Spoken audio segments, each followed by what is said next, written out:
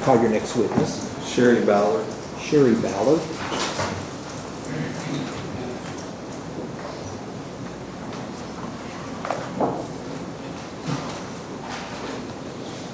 If you'll raise your right hand, do you swear or affirm that the testimony you're about to give will be the truth, the whole truth, and nothing but the truth? Thank you, ma'am. You'll have a seat over here. Be careful, there is a step up when you get there.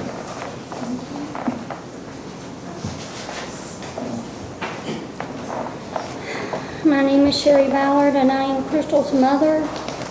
And I would like to say thank you to Judge Sims for being such a fair and honest judge.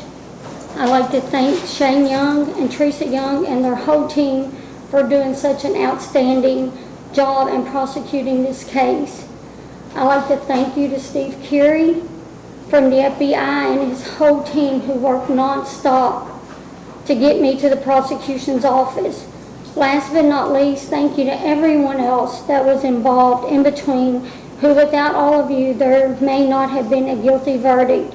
Thank you to all of you for your hard work and your dedication to my daughter's case. Oddly, Brooks, I would like to thank you. I would like to thank you for not fixing my daughter's tire for her, because that was your first big mistake. And thank you for looking at me. When you thought you had planned the perfect murder, I guess you're not as smart as you think you are. I sit here and I try to make sense of what the last 10 years of my life have been like. I don't think I would ever have the words to explain that to anyone. I no longer live the life I used to live. The changes you have caused in my life, Brooks Houck, is astronomical. I knew after a few interactions around you how fake you really were. I only wish my daughter could have seen it sooner. I remember one time when you got mad at me when you didn't come home to watch the kids like you promised Crystal you would do. But they were smart enough to call me when you didn't show up. I remember coming to the house and it was already getting dark and you had just got there. I was so upset and told you how I felt about you leaving those kids home alone. One of them being Eli, your own son, who was only around 2 years old at the time. You had the nerve to tell Crystal that I disrespected you. You have no idea how much I truly disrespect you today. I watched you treat my daughter with the most disrespect a man could ever treat a woman. I remember a time when you sat at my kitchen table for hours with her daddy, asking him how, and every question in the book on how to build a house. Never once did my husband get rude with you, not one time. Instead, he sat there for over 2 hours, tired and ready for bed, still answering all your questions. How much respect did you show Tommy Ballard? And let's not forget the reason you were at my house to begin with. The reason you were there is because you didn't show up on time again to pick up your child so Crystal could get to work on time. So she brought her kids to me. Your second big mistake was underestimating the love me and Tommy had for our daughter. Crystal was such a sweet and loving person. She was a great mother. She deserved so much more than you could ever have given her. For your mother to have the nerve, Rosemary Houck, to think that my daughter was not good enough for you is a joke. It's more than I can comprehend. It's truly unbelievable. Let's talk about the times you treated my daughter and her kids with such rude behavior. Leaving them in the dark when you would remove their light bulbs from their rooms because they forgot to turn off the light. They were kids. Taking the bedroom door off the hinges because they forgot to shut the door. Cutting off the water supply on purpose so they didn't have running water. And I know that because my daughter called me. Leaving my pregnant daughter sitting outside your driveway because you wouldn't give her a key to your house when she first moved in. Brooks, I listened to the phone calls you made while in jail, and you want people to feel sorry for you? You don't deserve that privilege. How pathetic is that? I also remember bringing the kids home from CCD class, and I would stop and get them pizza and a soft drink. And they would hide in their room because they told me you would eat it all. For 10 years I have suffered the pain of losing my daughter. Never once have I seen you shed one tear, not one tear. Never once have I heard you say you were worried about where she was or what might have happened to her. You sat there worried more about your family's name than the woman you shared a child with that you supposedly cared about. For years I took all of your arrogant and negative treatment when I saw you in public. Your sarcastic attitude that you would rub in my face, knowing I was fighting for visitation for my grandson, and I couldn't say anything because you always used it against me in court. I took all that with my head held high while I was dying inside. Every day I watched your family go on about their pathetic lives while mine was being ripped apart. I can say that the only thing I feel for you today, Brooks Houck, is contempt. I pity that you don't even have God in your life. Your brother Nick Houck, or am I supposed to call him Nicholas, mentions to you in your phone calls to him that you shouldn't worry because we're only here for a little while.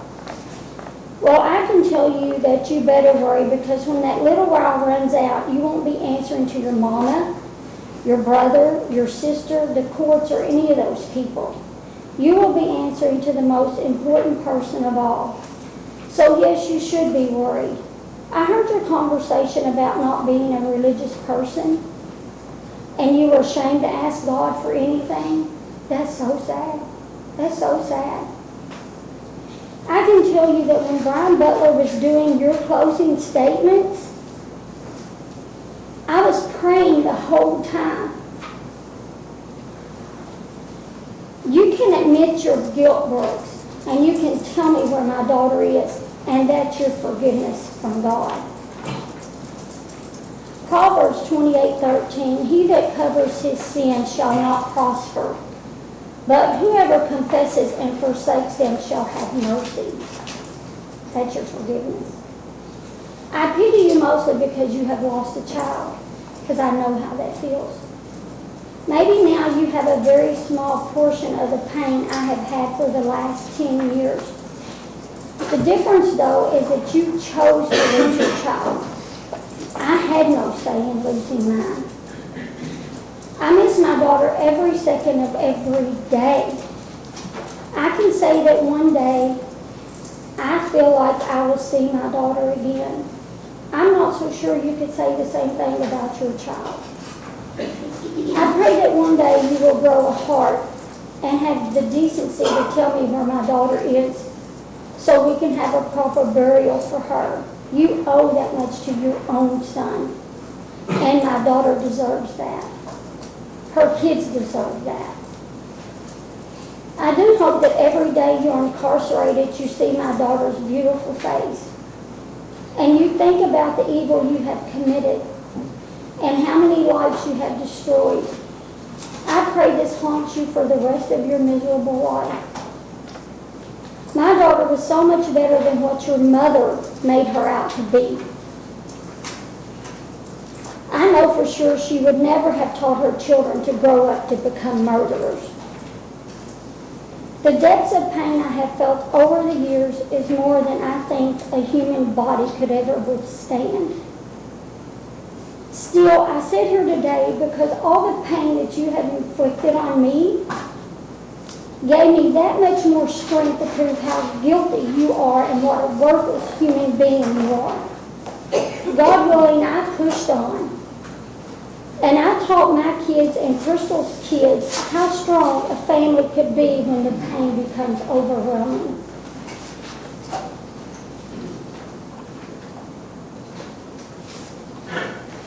Brooks Houck, you took a mother from 5 kids who were young and dependent on their mother's love to survive. You stole their whole future away from them. You know, me and Tommy never once said in court you were a bad father. Never once. You can say that we never did that. I look back now and can I forgive myself for that? I don't know. How did I ever say that? Who takes a mother from their child? I will never understand that, Brooks.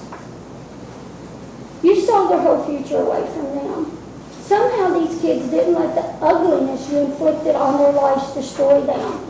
They pushed on and lived each day in memory of their mom. This was not easy for them. No child should lose their mother the way you took theirs. You had no sympathy or concern for anyone but your own selfish being. You took your own son's mother from him. You erased every picture and every memory Eli had of his mother. You kept him from his loving grandparents and his siblings and a whole entire family that loved him very much. I guess my definition of love is much different than yours, but I have no doubt your actions have proven this to be true. Brooks, you had zero concern for my daughter. She came into my kitchen a week or two before you murdered her, and she was so upset. She said to me, "Mom, I can't leave because he will take Eli away from me." That's how much my daughter loved her son. I tried to tell her you couldn't do that because she was a very good mother. She proceeded to say, "But he has money and a house and he will take him." I didn't understand at the time why she was so scared, but after hearing Christina Hawley's testimony in court, where she heard you say no one will take Eli because you have money and that's not going to happen, it hit me right in the face. I clearly understood where my daughter got that conception. I still think about the conversation every day.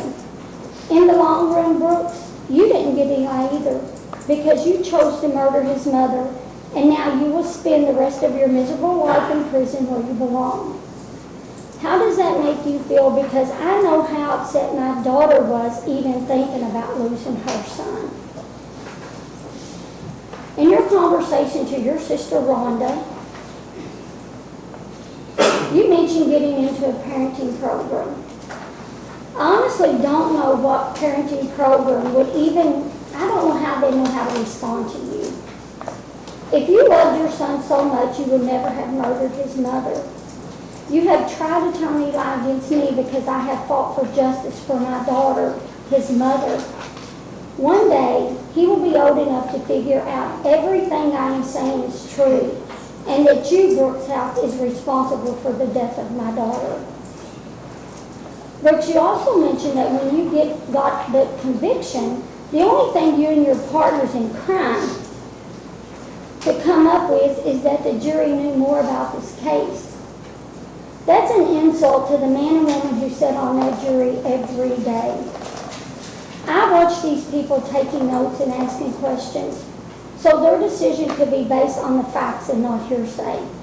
Have you ever considered that maybe just once people saw through all your lies you've been telling for the last 10 years? The day I met you at your truck, you knew exactly what happened to my daughter.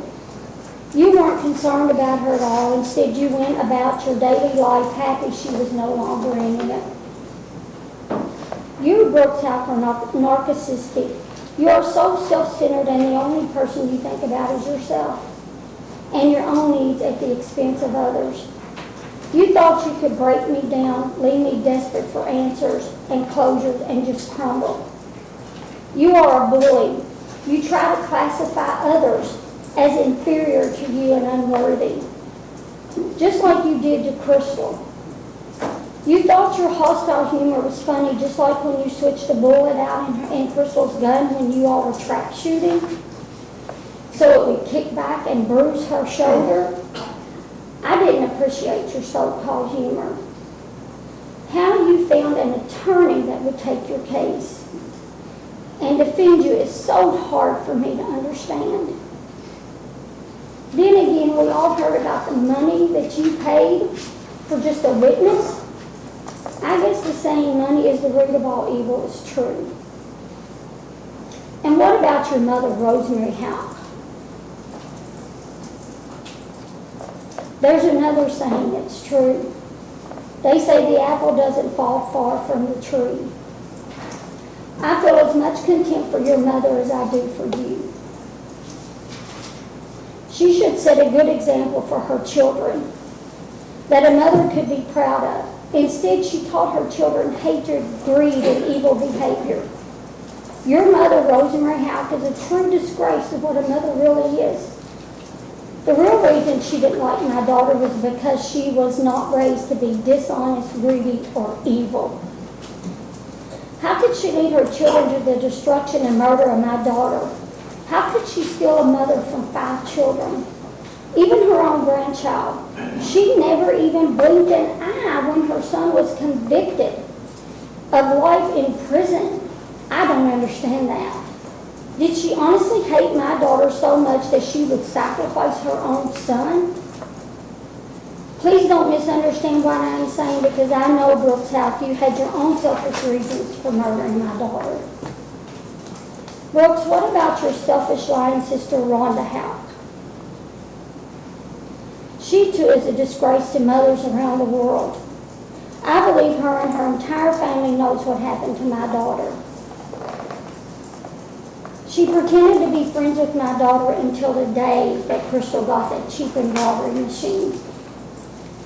Then she got mad and wouldn't talk or even speak to Crystal because she thought she was infringing on her so-called business.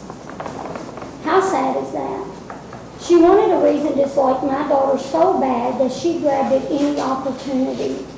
She knew my daughter would not participate in any of her family's sick and evil ways. I guess I'm going to ask you these questions, Brooks. Did you ever think of how my daughter felt when you murdered her? Did she feel any pain? Did you make sure Crystal knew what you were going to do to her?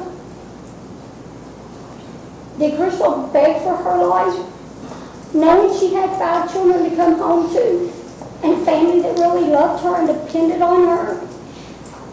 Where is my daughter? I can tell you, I've thought about these questions many days and many nights.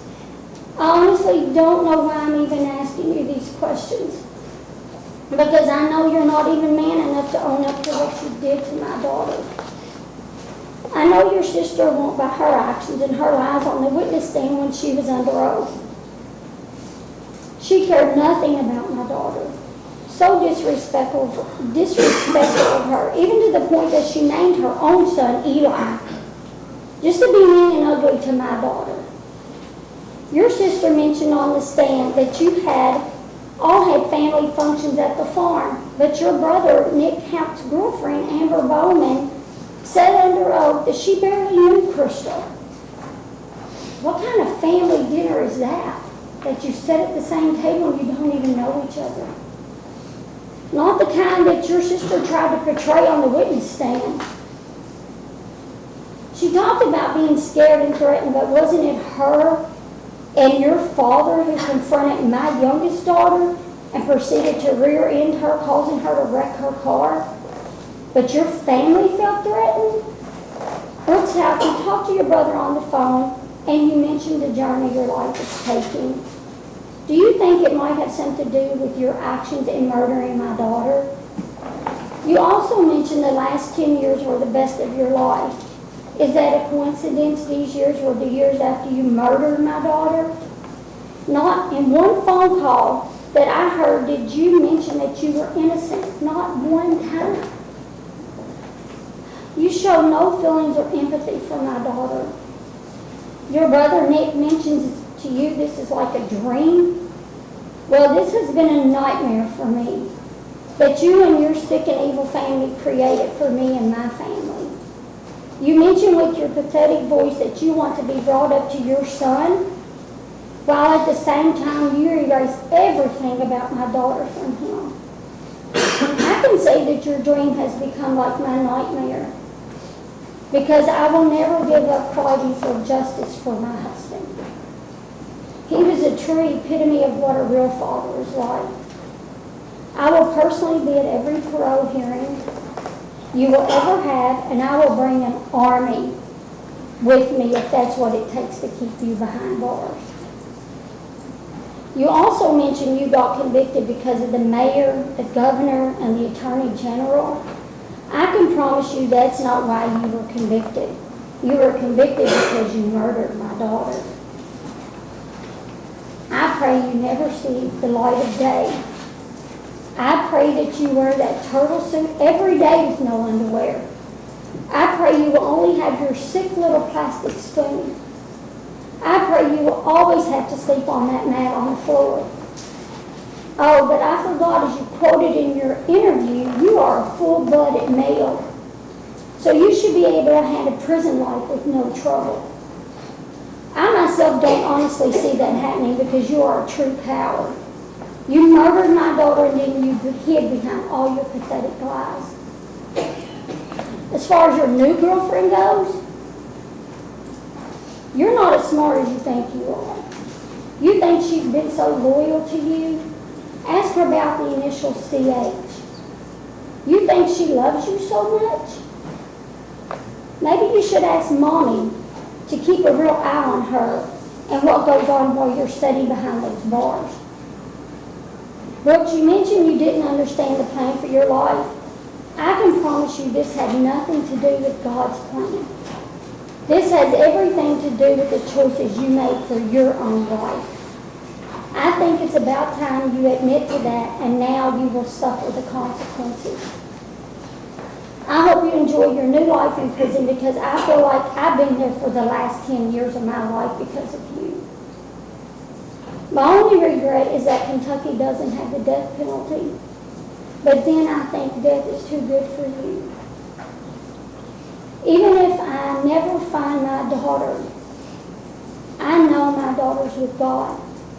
And that brings peace only He can give me. My memories of my husband and my daughter you can never erase from my mind.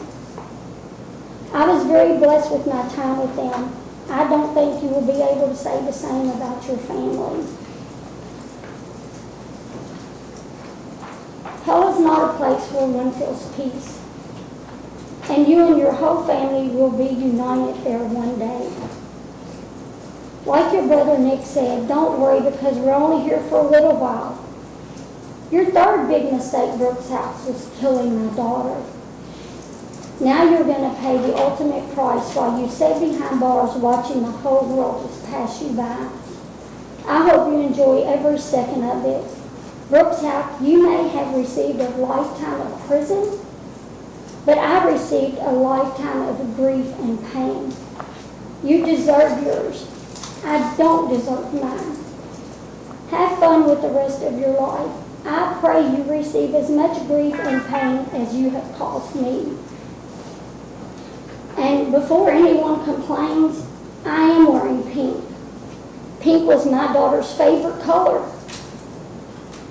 And I think that is my God-given right to remember my daughter for the beautiful person that she was, the person that you murdered, Brooks Houck. And as far as you go, Joey, I did not know you. I don't know you today. I'm sure there was a time when you were a little boy and you thought about growing up and what you were going to be when you grew up. I pray to God it wasn't a murderer. I pray that wasn't what you had in mind. I would think not. But you could have saved my daughter. You could have just come forward and spoke up and you could have saved my daughter. And she would still be here for every one of those kids you see back there sitting in those chairs.